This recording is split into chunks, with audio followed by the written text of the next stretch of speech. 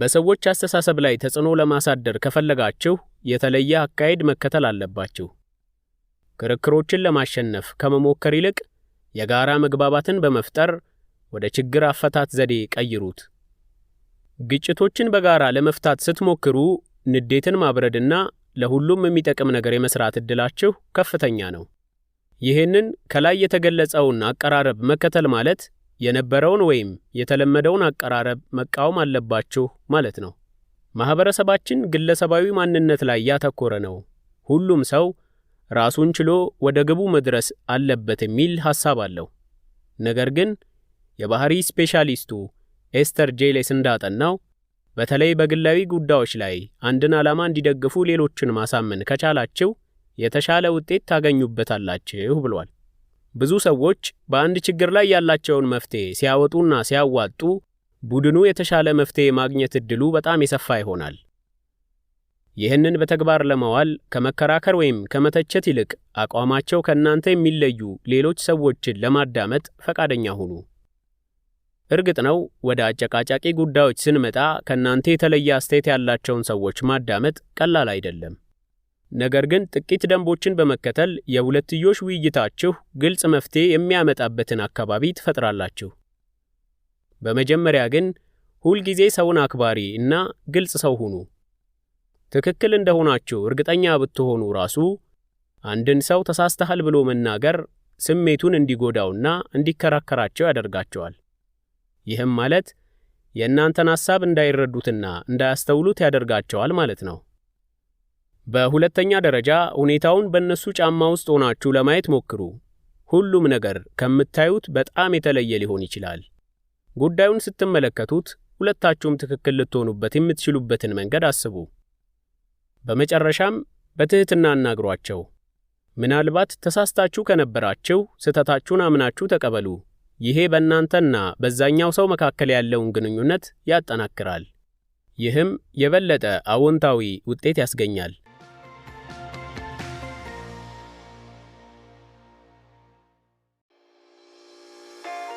ክፍል 4 ተጽዕኖ ለማሳደር እሺ የሚለውን ቃል በሚገባ ተጠቀሙ። ከዲጂታል ዘመን በፊት ሰዎች ጓደኝነታቸው፣ ግንኙነታቸው ወይም ትስስራቸው ሲጠብቅ የጋራ ፍላጎቶቻቸውን በደንብ ያወጉ ነበር።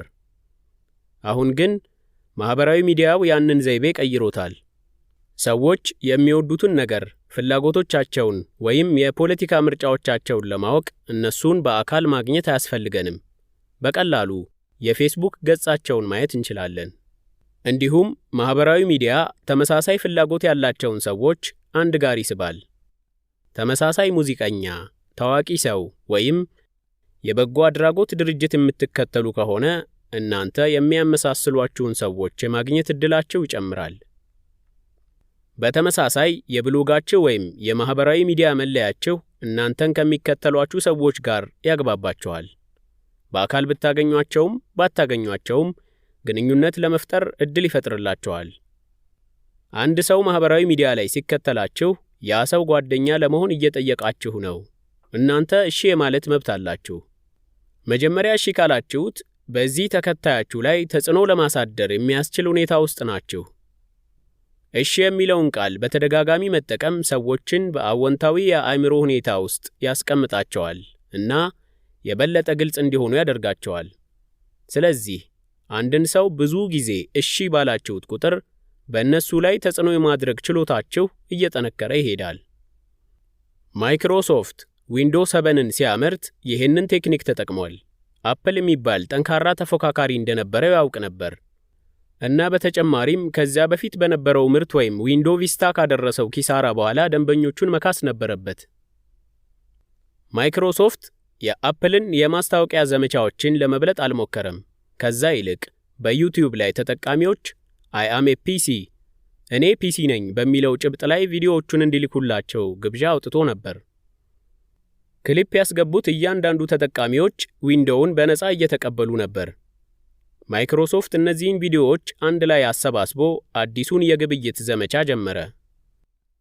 ተጠቃሚዎችን በኦንላይን ላይ ማስታወቂያዎች ውስጥ በማካተት ማይክሮሶፍት ለደንበኞቹ ዋጋ እንደሚሰጣቸው አሳይቷል። ይሄ እሴት ተጠቃሚዎቹ ማስታወቂያዎችን ለጓደኞቻቸው በማጋራታቸው ብቻ ወደ የምርት አምባሳደሮች በመቀየር ሁለተኛውን የእሺ ምላሽ አሰጥቶታል። የሰዎች አስተያየት በዚህ ዘመቻም ትልቅ ሚና ተጫውቷል። ማይክሮሶፍት ዊንዶውስ 7ን ለማስተካከል ከተጠቃሚዎች ግብረ መልስ ሰበሰበ። በዚህም ምክንያት ከዊንዶውስ 7 ጀርባ ያለውን ሐሳብ ያቀረቡ ተጠቃሚዎችን የመለያ ጽሑፍ በዘመቻቸው ላይ ጨምረውታል። ጊዜ ወስዶ ተጠቃሚዎች በምርታቸው ውስጥ ምን እንደሚፈልጉ ለመረዳትና እነዚያን አስተዋጽኦዎች በማህበራዊ ሚዲያ ላይ በይፋ እንዲታወቁ በማድረግ ማይክሮሶፍት በአድናቂዎቹ ውስጥ የእሽታ የግብይት ዘመቻውን ማቀጣጠል ችሏል።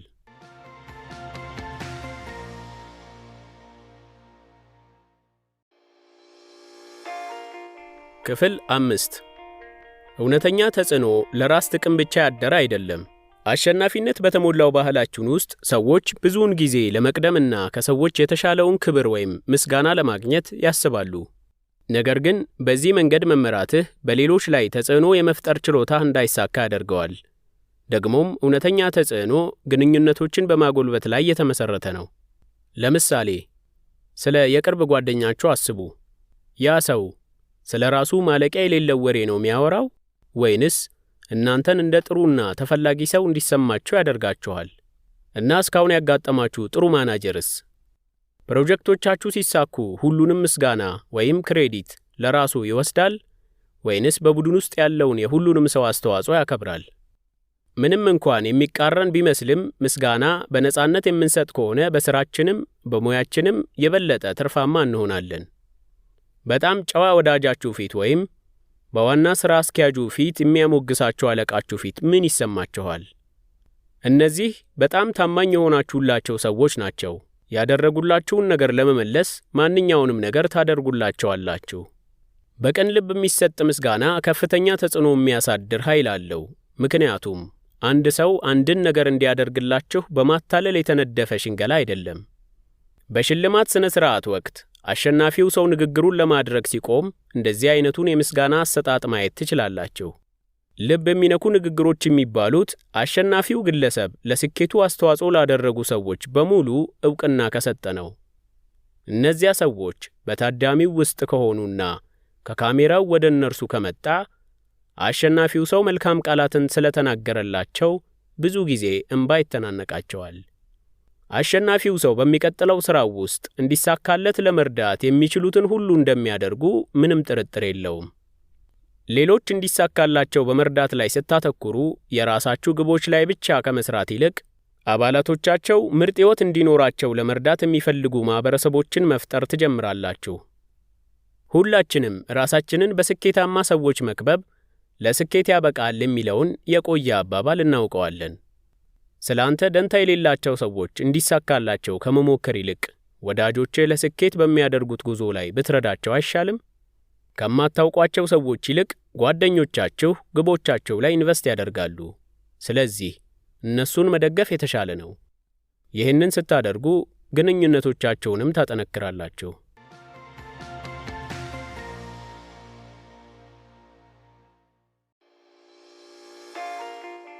ክፍል 6 የሌሎች ሰዎች አሰራር ላይ ተጽዕኖ ለማድረግ አዎንታዊነትን ተጠቀም። በዚህ በዲጂታል ዘመን መጥፎ ዜና እንደ ሰደድ እሳት ነው የሚስፋፋው። አንድን ነጠላ መልእክት ወይም ኢሜይል አንድ ጊዜ ጠቅ በማድረግ በሺዎች ለሚቆጠሩ ሰዎች መጥፎ መረጃን ማድረስ ይቻላል። ዝግመተ ለውጥ ራሳችንን እንድንከላከል እንዳደረገን ሁሉ አሉታዊ ነገሮች ላይ እንድናተኩርም አድርጎናል። ይህ ትርጉም ይሰጣል። መጥፎ ነገሮች አደገኛ ሊሆኑ ይችላሉ። ስለዚህ እነሱ ላይ ትኩረት ማድረግ አስፈላጊ ነው። ነገር ግን ይህ ዝንባሌ በክስተቶች ላይ ብቻ የተገደበ አይደለም፣ ሰዎችንም ያጠቃልላል። የአንድን ሰው አዎንታዊ ባህሪ ከማየት ይልቅ አሉታዊ ባህሪያት ላይ ትኩረት የማድረግ ዕድላችን ሰፊ ነው። በሌሎች ሰዎች ላይ ተጽዕኖ ማሳደር ከፈለጋችሁ መጥፎ ዜናዎችን በምትናገሩበት ጊዜ ይህንን ግምት ውስጥ ማስገባት አለባችሁ። ለቡድኑ ኃላፊነት የምትወስዱ መሪ ከሆናችሁ ከጊዜ ወደ ጊዜ የአፈጻጸም ግብረ መልስ መስጠት አለባችሁ። ብዙውን ጊዜ ቀጣሪዎች በቀጥታ የሰራተኛቸውን ስህተቶች ወይም ጉድለቶች ለማጉላት ይሰራሉ። ይህንን ትችት በምስጋና ለመሸፈን ብትሞክሩም ሰራተኛችሁ የሚሰማው እንደተሸነፈ ነው። እና አንድ ሰው ውድቀት ከተሰማው ደግሞ ወዲያውኑ አፈጻጸሙ ይቀንሳል። ሰራተኞቻችሁ እንዲያድጉ ከፈለጋችሁ አዎንታዊ ስሜት እንዲሰማቸው ልትረዷቸው ይገባል። የቅርጫት ኳስ አሰልጣኙ ትሬንት ሎርቸር በዚህ ረገድ የተካነ ነበር።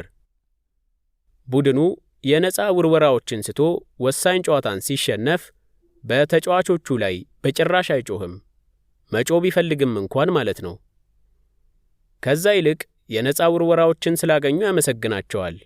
በመቀጠልም ለአንድ ሰዓት ያህል እነዚህን ነፃ ውርወራዎች እንዲለማመዱ አድርጓል። ምስጋናና ተጨማሪ ልምምድ በራስ የመተማመን ስሜታቸውን መልሰው እንዲገነቡ ረድቷቸዋል። የሎርቸር አቀራረብ ሰርቷል፣ ምክንያቱም በአዎንታዊ መልኩ ነው የጀመረው። ቡድኑ 3 የነፃ ውርወራዎችን አግኝቷል። ይሄ የማይካድ ነገር ነው። ስለዚህ አመስግኖ ሲጀምር ተጫዋቾቹ ትችት ለማቅረብ ብቻ እንደማይፈልግ ይረዳሉ። ሎርቸር ለቡድኑ የማሻሻያ መንገድ አቅርቧል። ስለ ቅጣት ምት ውርወራዎች ስልጠና ሰጥቷቸዋል። ይህም ሎርቸር ትንሽ ልምምድ ካደረጉ በሚቀጥለው ጊዜ ሊሳካላቸው እንደሚችል እምነት እንዳለው ለቡድኑ አሳይቷል። እንደ ሎርቸር ባሉ ሁኔታዎች ውስጥ ስትገቡ ብቸኛው አማራጭ አስተያየታችሁን በአካል መስጠት ነው። ነገር ግን በቢሮ ውስጥ የሚሰሩ ስራዎች ላይ አስተያየታችሁን በኢሜይል ለመስጠት ትፈልጉ ይሆናል። ጥቂት ሰዎችን ፊት ለፊት መናገር ያስደስታቸዋል። ሰዎች ላይ አዎንታዊ ተጽዕኖ ማሳደር ከፈለጋችሁ ግን ሁልጊዜ አስተያየታችሁን በአካል ተገኝታችሁ ንገሯቸው። በኢሜይል በኩል ልታስተላልፉት የማትፈልጉት ብዙ ነገር አለ። በአካል ማመስገን በሰራተኞቻችሁ ዘንድ የበለጠ ተቀባይነትን እንድታገኙ ይረዳቸዋል።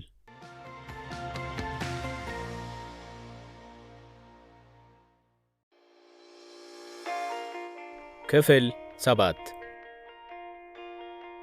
ውድቀትን የምታዩበትን መንገድ በመቀየር ሌሎች ሰዎችን አበረታቱ። እንደ አውሮፓውያን አቆጣጠር በ2011 የሃርቫርድ ቢዝነስ ሪቪው የሚያዝያ እትም አብዛኞቻችንን የሚያበሳጭ ርዕስ ነበረው። ውድቀት። ህትመቱ ብዙ አይነት የውድቀት ገጽታዎችን ተመልክቷል። ከውድቀታችን እንዴት መማር እንዳለብን እና እንዴት ከውድቀታችን ማገገም እንደምንችል ያሳየ ነበር። የሚገርመው ነገር ግን ውድቀትን የምናስወግድበት መንገድ አልተጠቀሰም። እያንዳንዱ የህይወታችሁ ክፍል በአንድ ወቅት ውድቀት ያጋጥመዋል። ይሄ ብዙ ጊዜ የሚፈጠር ነገር ነው። የሁለተኛ ደረጃ ትምህርት ቤት እግር ኳስ ቡድንን አልተቀላቀላችሁም ወይም የምታልሙትን ሥራ አልሰራችሁም። እናንተ የወደዳችሁት ሰው ሌላ ሰው መርጧል ወይም የምትሰሩት ፕሮጀክት አልተሳካም። አሁን ዕድሜ ለኢንተርኔት። ውድቀቶቻችሁ ካለፉት ጊዜያት የበለጠ ይፋ ሊሆኑ ይችላሉ። ውድቀት ሁላችንም የሚገጥመን ነገር እንደሆነ ይታወቃል። ሌሎች ሲወድቁ እነሱን የበለጠ አለመደገፋችን ያስገርማል። በእርግጥ አሁንም ሰዎችን መደገፍ ለእናንተ የሚጠቅም ነገር ነው። በተለይ ያ ሰው ለመውደቁ ተጠያቂ ከሆናችሁ ማለት ነው። እንደ ራሳችሁ ቡድን ወይም እንደ ቤተሰብ ያሉ ቅርብ ሰዎች እንዲወድቁ ያደረጋችኋቸውን አካላት መደገፍ አለባችሁ። እነዚህ ሰዎች በራስ የመተማመን ስሜታቸውን መልሰው እንዲያገኙና የረጅም ጊዜ አፈጻጸማቸው አደጋ ላይ እንዳይወድቅ ከፈለጋችሁ ስለ ውድቀት ያላቸውን አመለካከት መቀየር አለባችሁ። በሥራ ቦታ ስህተቶች መከሰታቸው እንደማይቀርና የመማር ዕድላቸው ሰፊ እንደሆነ ሲያውቁ ሰራተኞች የመሞከርና የመፍጠር ሥልጣን እንዳላቸው ይሰማቸዋል። እንዲሁም ውድቀትን ቶሎ ለመቀበል የበለጠ ምቾት ይሰማቸዋል። ይህ ማለት የበረዶ መጫወቻ ውስጥ ከመግባታችሁ በፊት ሊፈጠሩ የሚችሉ ችግሮችን ማወቅ አለባቸው ማለት ነው። በውድቀት ፊት ጽናትን የሚያጎለብት አካባቢ መፍጠር የሚጀምረው ግልጽ ውይይት ከማድረግ ነው። ስህተቶችን ወይም የተበለሻሹ ነገሮችን ብቻ አትወያዩ። ቡድናችሁ ሥራውን ከመጀመሩ በፊት ፕሮጀክት ሊወድቅባቸው የሚችልባቸውን መንገዶች እወቁ። ውድቀት ሊኖር እንደሚችል ማወቁ በዙሪያው ያለውን ማንኛውንም ችግር ያስወግዳል። ሁልጊዜ ባልተሳካ ፕሮጀክትና በሱ ላይ በሰራው ሰው መካከል ያለውን ልዩነት ለዩ። ለምሳሌ አንድ ሥራ አስፈጻሚ ለ1 ዓመት ሲሰሩበት የቆዩት አዲስ መጽሔት ስኬታማ ሲሆን አለቃዋ በአደባባይ አመስግኗታል። ከፍተኛ አመራሮች ፕሮጀክቱን እንደደገፉትና የመጽሔቱ ይዘትና ግብይት በጣም ጥሩ እንደነበር ተናግሯል። ይሄ የሥራ አስፈጻሚው ንግግር ከመጽሔቱ ጋር ለመለያየት እንዳታስብ አድርጓታል። እንዲሁም ለቀጣይ ሥራ የበለጠ ተነቃቅታለች። ለቡድናችሁ የምትሰጡት ድጋፍ ለውድቀት የምትሰጡትን ምላሽ ይወስነዋል። ፕሮጀክቶች በማይሳኩበት ጊዜ ሠራተኞቻቸውን የምታበረታቱ መሪ ለመሆን ሞክሩ።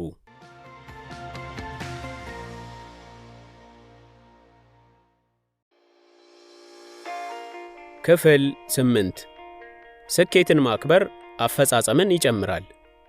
እንደ አውሮፓውያን አቆጣጠር በ2010 ቤስት ዌስተርን ሆቴሎች ዋላ ሲያሸንፍ የሚል የፌስቡክ ቅስቀሳ ጀመሩ። በመጀመሪያው ሳምንት ብቻ ከ2700 በላይ ሰዎች ገጹን ጎብኝተው ለዋልስ ፖፕ የምስጋና መልእክቶችን አስቀምጠው ነበር። ይሄ ሰው በቺካጎ ቤስት ዌስተርን ሆቴል ውስጥ የሚሰራ ብቻውን ልጁን የሚያሳድግ አባት ነበር። ፖፕ ለኢንዱስትሪ ኮከቦች ሽልማት ታጭቶ ነበር። ይህም የላቀ ሰራተኞችን ዋጋ የሚያደንቅ ዝግጅት ነው። ቤስት ዌስተርን እሱ እንዲያሸንፍ ለመርዳት የሚችለውን ሁሉ ሲያደርግ ነበር። በእርግጥ የፖፕ አወንታዊ አመለካከትና ብሩህ ፈገግታ ስፍር ቁጥር የሌላቸውን ታማኝ ደንበኞች አፍርቶላቸዋል። ከሁሉም በላይ ግን የፌስቡክ ገጹ ሰዎች ለፖፕ ድንቅ ሥራ ምስጋናቸውን እንዲገልጹ ዕድል ሰጥቷቸዋል። አንድ ሰው ምስጋና ሲቀበል በተፈጥሮ እንዲመሰገን ያደረገውን ባህሪውን ይቀጥልበታል። አዎንታዊ ምግባሮችን የማናመሰግን ከሆነ ግን አብዛኛው ሰው መልካም ምግባሮችን ማድረግ ያቆማል። ስለዚህ ሰራተኞቻችሁን ማበረታታት የምትፈልጉ ከሆነ ማመስገን አስፈላጊ ነው። ማመስገን ለአንድ ሰው ጥሩ ስሜት እንዲሰማው ማድረግ ብቻ አይደለም። እንደ ማርከስ ቡኪንግሃም እና ኮርት ኮፍማን በጻፉት ሁሉንም ሕጎች ጣሱ በሚለው መጽሐፋቸው ላይ ሰራተኞችን ደጋግሞ ማሞገስ በሥራ ቦታ ስኬትን ከሚያሳዩ 12 መንገዶች ውስጥ አንዱ ነው። ነገር ግን ሁሉም ምስጋናዎች እኩል አይደሉም። በመደበኛነት በማመስገን የቡድናችሁን አፈጻጸም ለማሳደግ የምትፈልጉ ከሆነ ውጤታማ በሆነ መንገድ ማድረግ አለባችሁ። በመጀመሪያ ምስጋናችሁ ቅንነት የተሞላበት መሆኑን አረጋግጡ። ዝም ብሎ አመሰግናለሁ ማለት ትሕትና ይጎድለዋል። ነገር ግን አንድን ሰራተኛ ለደንበኞች በሚያሳየው የማያቋርጥ ፈገግታ ደስ እንደሚላችሁ ከነገራችሁት እንደዚህ ለይታችሁ ማመስገናችሁ ልዩ ተጽዕኖ ስላለው ያንን ባህሪውን እንዲቀጥልበት ያደርገዋል። ሁለተኛ ነገር ምስጋናችሁን አታዘግዩ። ለማመስገን በጣም ጥሩ ጊዜ ወዲያውኑ መልካም ባህሪን ወይም ስኬትን እንዳያችሁ መናገር ነው። ይሄ በእንቅስቃሴያችሁና በምስጋናችሁ መካከል ጠንካራ ግንኙነትን ይፈጥራል። የሰራተኞች ስብሰባ ወይም የአፈጻጸም ግምገማ እስኪደርስ ድረስ የምትጠብቁ ከሆነ ምስጋናችሁ ተመሳሳይ ውጤት አይኖረውም። በመጨረሻ ቤስት ዌስተርን ሆቴል ለፖፕ እንዳደረገው የቡድን አባላቶቻችሁን በይፋ አወድሱ። ለአንድ ሰው ያለውትን አድናቆት በይፋ ማሳየት በጥልቅ ዋጋ እንዲሰማቸውና የበለጠ እንዲሰሩ ያነሳሳቸዋል። አስታውሱ፣ አንድን ሰው ስታመሰግኑ ከአፈጻጸም መለኪያ ማለፉን ብቻ ሳይሆን እንደምታደንቋቸውም ማሳያ ነው። እና ይሄንን ማድረጋችሁ የእነሱን ታማኝነትና ቁርጠኝነትን ያስገኝላቸዋል። እንዲሁም ወደ ስኬት ከሚያመሩ ባህሪያት አንዱ ነው።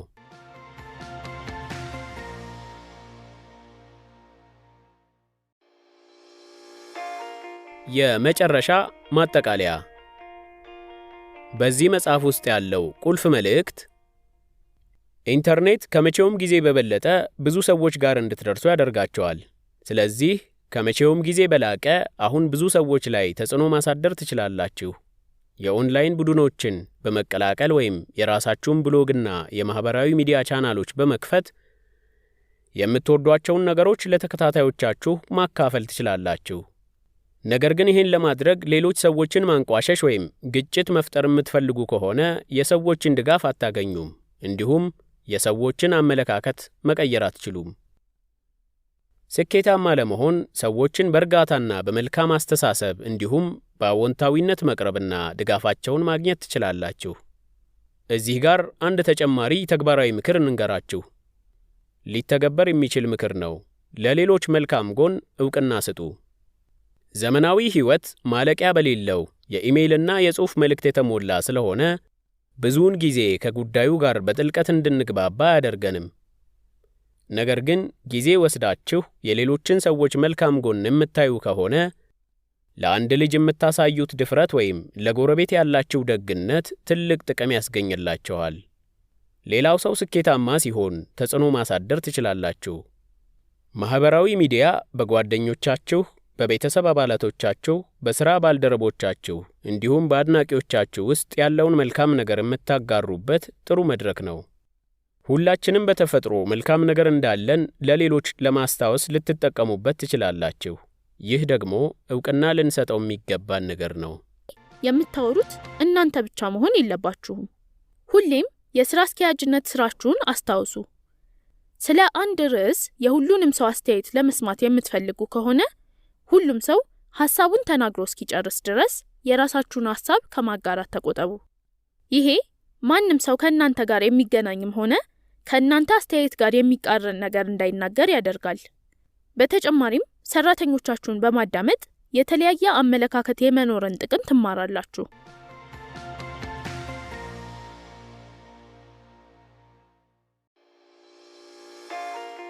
ክፍል 5 ጥሩ ባህሪ ለመቅጠር ዋናው ግብዓት ነው።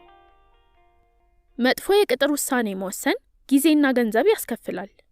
እንደገና ስራው ላይ ሰው መቅጠር ብቻ ሳይሆን መጥፎ ቅጥር ያስከተለውን ችግር መፍታት አለባችሁ። ስለዚህ መቅጠርን በተመለከተ በትክክል አስቦ መወሰን አስፈላጊ ነው። ውሳኔያችሁ በትክክለኛ ማስረጃዎች፣ ማጣቀሻዎች፣ ሙከራዎችና ሌሎች መለኪያዎች ላይ የተመሰረተ መሆን አለበት።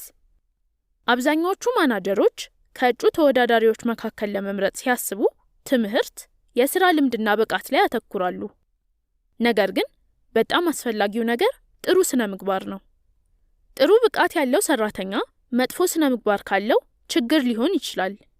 በአንጻሩ ብቃት የሌለው ግን ጥሩ ስነ ምግባር ያለው ሰራተኛ ተገቢውን ስልጠና አግኝቶ ጎበዝ ሰራተኛ ሊሆን ይችላል። እዚህ ጋር ያለው ዋና መልእክት ጥሩ ስነ ምግባር ለመቅጠር አስፈላጊ ነገር ነው። ስለዚህ አንድ ሰው መቅጠር ብትፈልጉ፣ ለምሳሌ የድርጅታችሁ የሰው ሀብት ክፍል የመጀመሪያዎቹን ማጣሪያዎች ያደርጋል። ከዚያም የመጨረሻው የውሳኔ አሰጣጥ ኃይል ለእናንተ ይተዋል ማለት ነው። አንድን ተወዳዳሪ ቃለ መጠይቅ ስታደርጉት በቅድሚያ ስነ ምግባሩን ከትምህርቱ፣ ከልምዱና ከክህሎቱ ጋር ማመዛዘን አለባችሁ። ለሥራ አመልካቾች መጨናነቅ የተለመደ ነው። ስለዚህ ከትንሽ ንግግር በኋላ ቃለ መጠይቁን ጀምሩ። ከዚያ ለተወዳዳሪው ስለ ኩባንያውና ሰራተኞቹ የተወሰነ ነገር ንገሩት፣ ግን አጠር ያድርጉት። ተወዳዳሪው ጥሩ ስሜት እንዲሰማው ማድረግ ትፈልጉ ይሆናል። ነገር ግን እናንተ ብቻችሁን የምታወሩ ከሆነ ስለ እሱ ባህሪ ምንም አታውቁም። ተወዳዳሪው ማንኛውንም ጥያቄ እንዲጠይቅ እድል ከሰጣችሁት በኋላ የእሱን አመለካከት መመርመር መጀመር ትችላላችሁ። ይህንን የምታደርጉበት አንዱ መንገድ ጥያቄዎችን መጠየቅ ነው። ለምሳሌ ከቀድሞ ስራህ በጣም የምትወደው ነገር ምን ነበር ልትሉት ትችላላችሁ። ይህንን ሲመልስ ድርጅቱ ስለነበረው የእረፍት ጊዜና ማህበራዊ ስራዎች የሚያወራ ከሆነ ውጤታማ ሰራተኛ ከመሆን ይልቅ ማህበራዊ ግንኙነት ላይ የበለጠ ፍላጎት እንዳለው የሚያሳይ ምልክት ሊሆን ይችላል። ነገር ግን ስለ ትምህርት እድሎችና የቀድሞ ስራው ላይ ስለገጠሙት ተግዳሮቶች በጥልቀት የሚያወራ ከሆነ ጤናማ የሥራ ቦታን እንደሚወድ መገመት ትችላላችሁ። በተመሳሳይም የተወዳዳሪውን ባህሪ በሚጠይቃቸው ጥያቄዎች መለየት ትችላላችሁ። ስለ ስልጠና ፕሮግራሞች ወይም ድርጅት ውስጥ ስላሉ የሥራ እድገቶች የሚጠይቁ ሰዎች በእረፍት ጊዜያቸው ላይ የሚያተኩሩት ሰራተኞች ሊሆኑ ይችላሉ። ይሄ በእንዲህ እንዳለ ስለ ድርጅታችሁ የጤና ኢንሹራንስ ፖሊሲ ወይም የሥራ ሰዓት የሚጠይቋችሁን አመልካቾችን አታጣጥሉ። እነዚህ ሰዎች መጥፎ ባህሪን ለማሳየት ሳይሆን እንደ ልጆች ያሉ ሌሎች ኃላፊነቶች እንዳሉባቸው ሊያሳውቋችሁ እየሞከሩ ነው።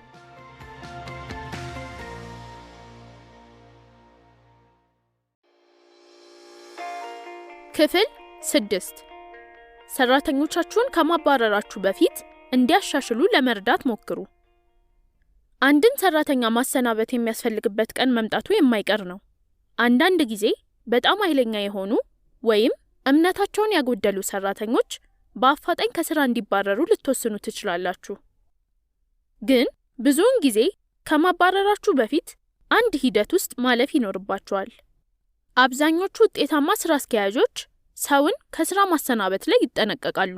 ምክንያቱም የስራ ስንብት ክፍያ፣ ሲወጡ የሚከፍሉት ካሳ፣ በሰው ለመተካት የሚያወጡትን ወጪ ጨምሮ ሌሎች ብዙ ወጪዎች ያሳስቧቸዋል። ነገር ግን ማስቀረት የማይቻልበት ሁኔታ ከመጣ ውሉን እንዴት ማቋረጥ እንደሚቻል ማወቅ ለሁለቱም ወገኖች የሚጠቅም ነገር ነው እና ስራችሁን በአግባቡ የምትሰሩ ከሆነ ውሉን የሚያቋርጠው ሰራተኛ መጨረሻ ላይ ሊያመሰግናችሁ ይችላል። እዚህ ላይ ያለው ዋና መልእክት ሰራተኞቻችሁን ከማሰናበታችሁ በፊት እንዲሻሻሉ ለመርዳት ሞክሩ የሚል ነው። ስራውን በአግባቡ የማይሰራ ሰራተኛ ሆኖ ወዲያውኑ ከስራ መባረር አለበት የሚል ውሳኔ እስካልተወሰነ ድረስ ተመሳሳይ ሐሳብ እንዲኖራችሁና ራሱን አሻሽሎ እንዲያሳያችሁ እድል መስጠት ጥሩ ነው።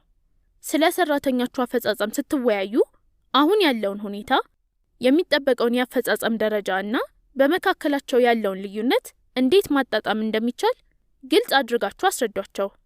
ስራቸው አደጋ ላይ እንደሆነ በግልጽ ተናገሩ። እንዲሁም ማበረታቻና ድጋፍ የሚሰጡ ቃላትን ንገሯቸው።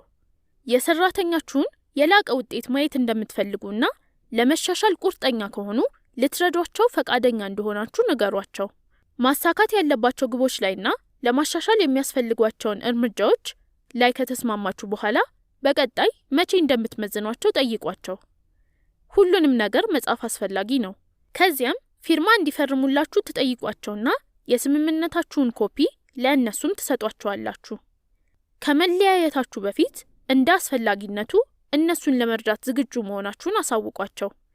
ለምሳሌ አንድ ሰው በቀን 5 ስህተት እየሰራ ከሆነ በወሩ መጨረሻ ላይ ስህተቱን በቀን ወደ 3 መቀነስ እንዳለባቸው ልትስማሙ ትችላላችሁ። ያም ማለት የመጀመሪያው ዙር ግምገማ ከ3 ሳምንት ወይም ከ1 ወር በኋላ ይሆናል ማለት ነው። እንደገና ስትገናኙ ያ ሰው መሻሻል እያሳየ ከሆነ የሚቀጥለውን ግምገማ ጥቂት ገፋ ልታደርጉት ትችላላችሁ። ካልሆነ ግን ግምገማችሁን ከ1 ወር ቀደም ማድረግ ያስፈልጋል። ሰራተኛው የተስማማባቸውን ግቦች እስኪያሟላ ድረስ ወይም እሱን ለማሰናበት እስከተወስኑ ድረስ ይሄ ዑደት መቀጠል አለበት። ይህንን ሁሉ እድል ሰጥታችሁት ያ ሰው መሻሻል ካልቻለ የስራችሁን ሂደት የሚያሳዩ የተፈረሙ ሰነዶች ሊመጡ ከሚችሉ ክሶች ወሳኝ መቃወሚያ ናቸው። ብዙ ጊዜ ግን ሰራተኛው በራሱ የቱንም ያክል ጊዜ ቢሰጠው እንደማይሻሻል ሊያምን ይችላል። ሲባረር ላይደሰት ይችላል። ውሎ አድሮ ግን የተሻለ ለሱ ተስማሚ ስራ እንዲያገኝ ስላስገደዳችሁት ሲያመሰግናችሁ ይኖራል።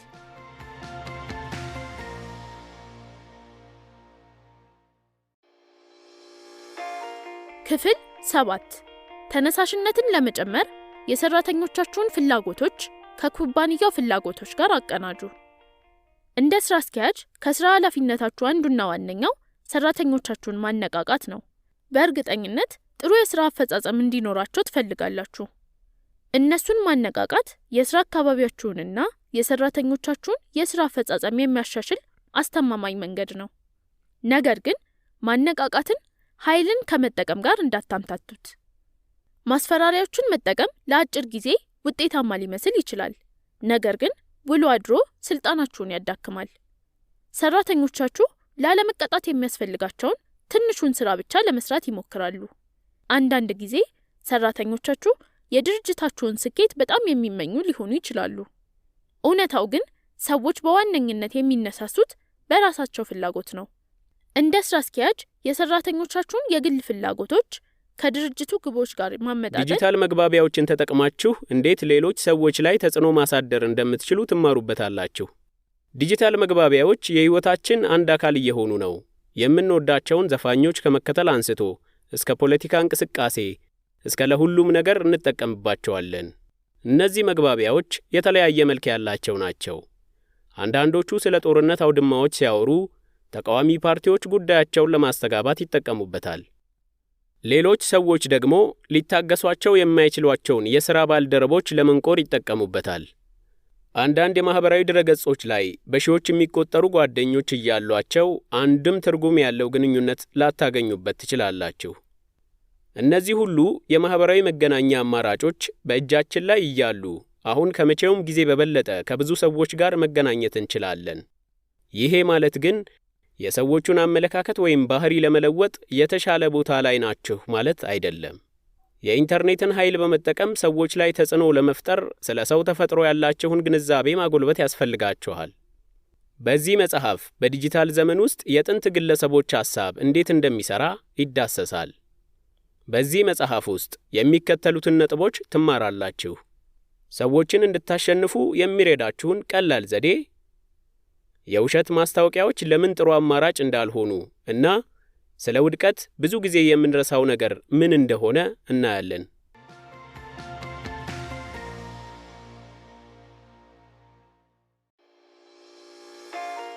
ክፍል 1 ሌሎችን ማጥቃት የምታሳድሩትን ተጽዕኖ ያበላሻል። ደራሲ ዴል ካርኔጌ ትልቅ ተጽዕኖ ፈጣሪ ሰው ነበር።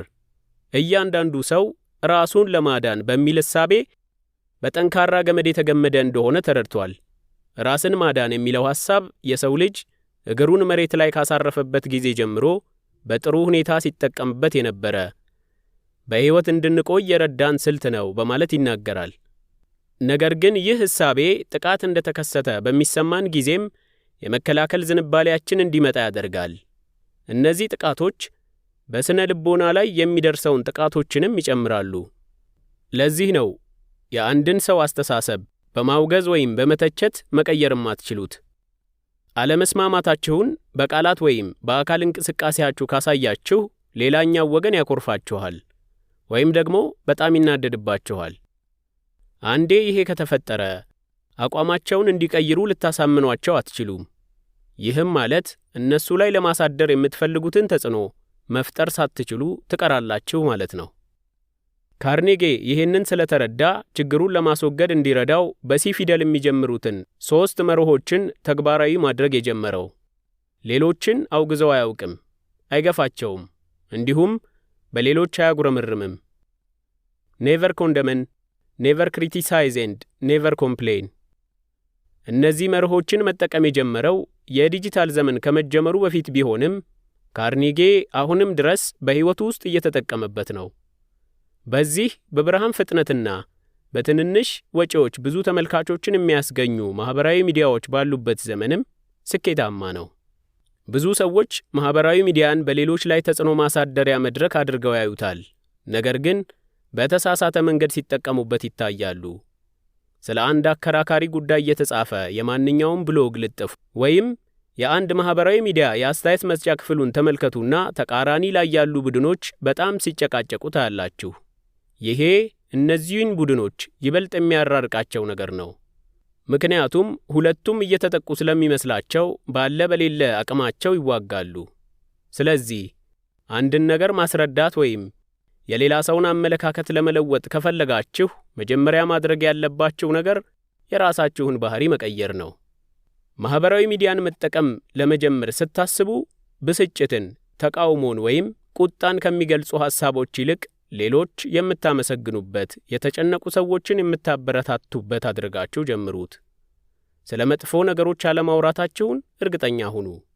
አለበለዚያ ሰዎች ስለ እናንተ ማጣራት ይጀምራሉ። ያው ኦንላይን ላይ ደግሞ ምንም የሚታጣ ነገር የለም።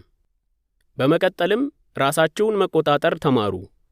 እንድትበሳጩ የሚያደርጋችሁ ነገር ስሜት ሲያጋጥማችሁ ቢያንስ ለ5 ደቂቃዎች ምንም ምላሽ አትስጡ።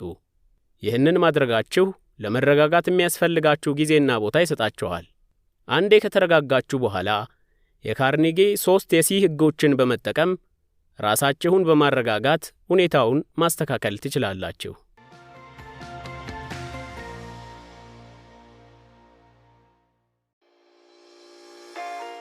ክፍል 2 ሰዎች ዋጋ እንዲሰማቸው በማድረግ እንዲያምኗችሁ አድርጉ። አቶ ሙባረክ ድሬዳዋ ውስጥ ንግድ ባለቤትና የእስማኤል ጥብስ ቤት ታማኝ ደንበኛ ነው። ወደ አዲስ አበባ ለሥራ በሚጓዝበት ጊዜ እስማኤል ጥብስ ቤትን ሳይጎበኝ አይመለስም። ይህ ታማኝነትና ትስስር የተፈጠረው በሁለተኛው ጉብኝቱ ጊዜ ነው። አስተናጋጁ አቶ ሙባረክን በስሙ ጠርቶ ሰላምታ ከሰጠው በኋላ እንደገና ስለመጣህ በጣም እናመሰግናለን አለው። አቶ ሙባረክም በዚህ አገልግሎት በጣም ተደስቶ ነበር። አስተናጋጁ ስሙን ብቻ ሳይሆን አቶ ሙባረክ ከዚህ በፊት የበላውን ምግብ ያስታውስ ነበር። ይህ አገልግሎታቸው አቶ ሙባረክ ትልቅ ዋጋ እንዲሰማው አድርጎታል።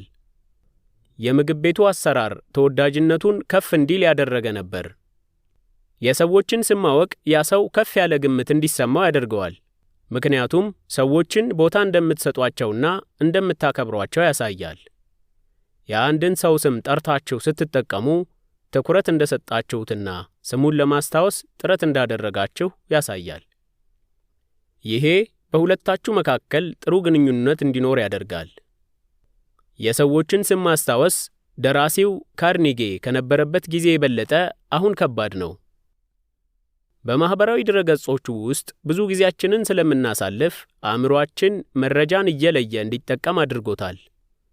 ስም ማስታወስ ግን ትኩረት ማድረግን ይጠይቃል። ይህንን ማድረጋችሁ ሰዎች ዋጋ እንዲሰጧችሁ ብቻ ሳይሆን ልዩ አድርገው እንዲመለከቷችሁ ያደርጋል። ከሌሎች ጋር የበለጠ ትርጉም ያለው ግንኙነት ለመፍጠር የሰዎችን ስም ማስታወስ የተለያችሁ እንድትሆኑ ያደርጋችኋል። ማዳመጥ ሰዎችን ዋጋ እንዲሰማቸው የሚያደርግ ሌላ ወደር የለሽ ዘዴ ነው። ሰዎች እንደመሆናችን ሰው እንዲረዳን ስለሚያደርግ በተፈጥሯችን መደመጥ እንፈልጋለን እና ሌሎችን በትኩረት በማዳመጥ ያ ሰው እናንተን አስፈላጊ አድርጎ እንዲመለከታቸው ያደርጋል። ለዚህም ነው የብዙ የሥነ ልቦና ባለሙያ ልምዶች መሠረት ማዳመጥ የሆነው። በእርግጥ ማዳመጥ በዚህ የዲጂታል ዘመን በከፍተኛ መጠን እየቀነሰ ነው። ብዙ ሰዎች በፌስቡክ ወይም በትዊተር ላይ በሺዎች የሚቆጠሩ ተከታዮችና ጓደኞች ቢኖሯቸውም ጓደኝነታቸው ጥልቀት የለውም። እንደ አውሮፓውያን አቆጣጠር በ2004 በአሜሪካ ሶሺዮሎጂካል ሪቪው የተደረገ ጥናት እንደሚያመለክተው 50% ሕዝብ ብቻ የሚተማመኑበት ጓደኛ እንዳላቸው ይሰማቸዋል። ይህ በ1985 ከተካሄደው ጥናት ጋር ሲነጻጸር የ25% ቅናሽ አሳይቷል። እነዚህ አሃዛዊ መረጃዎች የመገለል ስሜቶች በትልቅ ቁጥር እየጨመሩ መምጣታቸውን ቢያሳዩም በቀላሉ ማዳመጥ ሊኖረው የሚችለውን አዎንታዊ ተጽዕኖም ያመለክታሉ። ስለዚህም በየቀኑ ትርጉም ያላቸው ጥያቄዎችን በመጠየቅና ለመልሶቻቸው ትኩረት በመስጠት ከሌሎች ጋር የመግባባት ልምዳችሁን አዳብሩ። ይህን በማድረግ አንድን ሰው ዋጋ እንዳለው እንዲሰማው በማድረግ ጓደኛችሁ ልታደርጉት ትችላላችሁ።